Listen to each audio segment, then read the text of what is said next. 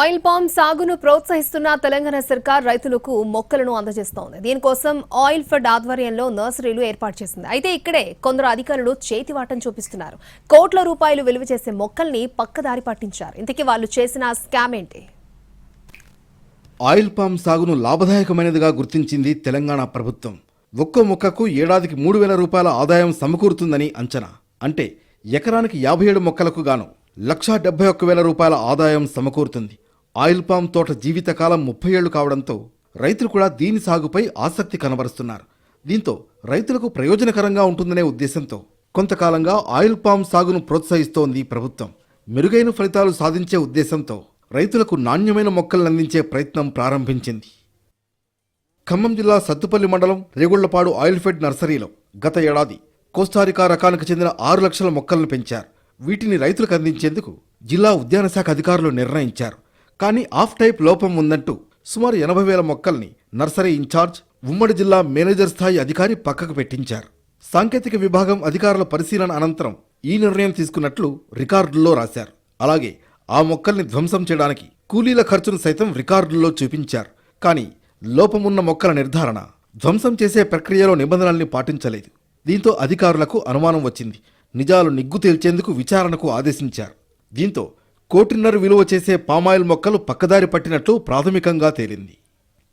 అందులో 3 లక్షల మొక్కలు 95 మొక్కల్ని డిస్మేల్ చేయాల్సిన పరిస్థితి ఏర్పడింది. దాదాపు 17 నెలల పాటు అది పోషణ జరిగింది. 17 నెలల పాటు దాన్ని నర్సరీలో పెంచారు.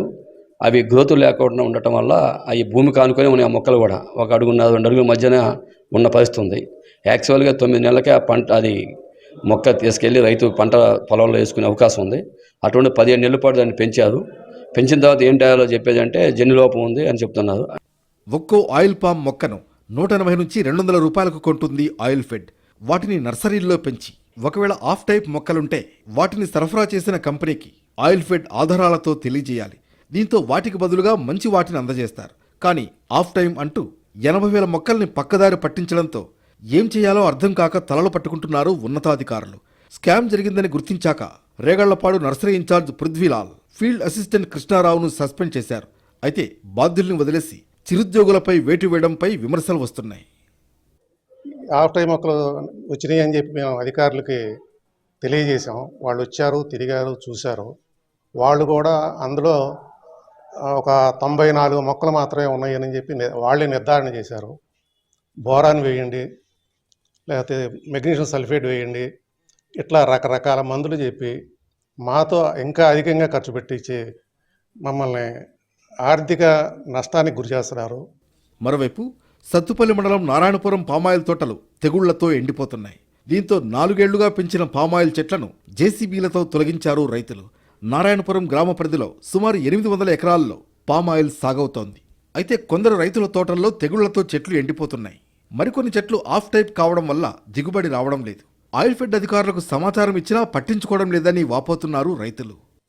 ఈ తోటలో ఏంటంటే జన్యుపరమైన లోపాలున్న కొన్ని మొక్కలు కొన్ని కనబడ్డాయి. ఆల్మోస్ట్ ఒక 40 మొక్కల దాకా ఇప్పుడు మేము గుర్తించడం జరిగింది. ఈ 40 మొక్కల్ని ఖచ్చితంగా తీసేయాల్సిందే. కాకుండా ఇంకోటి ఏంటంటే ఇంతకు ముందు పాత దీంట్లో 115 మొక్కలు ఆల్రెడీ తీసేసామన్నారు. సుమారుగా 300 మొక్కలు స్టెమ్ రాట్ అయితే, బడ్ రాట్ అయితే, ఇంకొక పేరు అయితే వాటితో విపరీతంగా తెగుళ్ళు చనిపోతున్నాయి. తోటలో చూసి ఇక్కడ ఈ పరిస్థితి చూసి ఆయన చాలా దారుణంగా ఉంది. మీరు సివియర్గా దీని మీద మీరు ఇంటెన్సివ్ కేర్ తీసుకొని రేపటి నుంచి స్పెషల్ డ్రైవ్ పెట్టి ఈ గ్రామంలో ఉన్న అన్ని తోటల్ని పరిశీలించి అందరికీ ప్రికాషనరీ మెథడ్స్ నేర్పని అని చెప్పారు. మొత్తానికి ఆఫ్ టైప్ మొక్కలు చీడపీడలతో నష్టపోతున్న తమను ప్రభుత్వమే ఆదుకోవాలని కోరుతున్నారు ఆయిల్ పామ్ రైతులు.